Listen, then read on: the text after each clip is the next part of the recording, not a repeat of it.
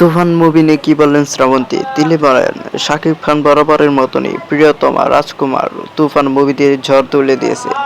কিন্তু তার এটার মধ্যে মিনি চক্রবর্তীর নাচটা একটু অন্যরকম। তাকে সম্পূর্ণ খোলামেলা পোশাকে দেখানো হয়, যা দর্শক মেনে নিতে পারেনি। এ ধরনের কাজ, বাঙালি হয়ে এই ধরনের কাজ করাটা খুবই ঘৃণ্য। হোক না কেন এটা অপার বাংলার মুভি তো মুভি। কলকাতায়ও সাকিবের ফ্যান ফলোয়ার আছে, মিনি চক্রবর্তীরও এপার ও ওপার উভয় দিকেই। তাই এই ধরনের পোশাক এবার মেনে নিতে পারলাম না।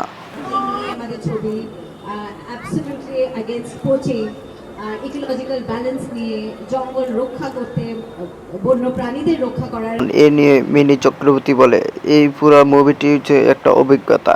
মানুষ সমালোচনা আলোচনা করবে, তাই বলে পিছনে পিছনে পা বাড়ালে হবে না, আমাদের সামনের দিকে এগিয়ে যেতে হবে। এই পুরো ছবিটাই একটা অভিজ্ঞতা, কারণ কি ভীষণ বড় মাপের একটা ছবি। আর আমার মনে হয় এই ছবিটা বাংলা সিনেমার জন্য খুব ভালো। আমি এপার বাংলা ওপার বাংলা বুঝি না, আমি শুধু এটাই বলবো আমাদের বাঙালিদের জন্য এই ছবিটা খুব ভালো, বাংলা মার্কেটের জন্য এই ছবিটা খুব ভালো। এক্সপিরিয়েন্স তো বলবো লার্জার দেন লাইফ একটা ছবি অনেকদিন পর করলাম। আমিও রিয়েলি এক্সাইটেড যে ঈদে মানুষে হলে যাবে, ছবিটা দেখবে। আর আমাদের গান উড়াধুরা এত পছন্দ করেছে মানুষ, এটাই বলবো যেন ছবিটাও উড়াধুরা হয়ে যায় আমাদের তুফান।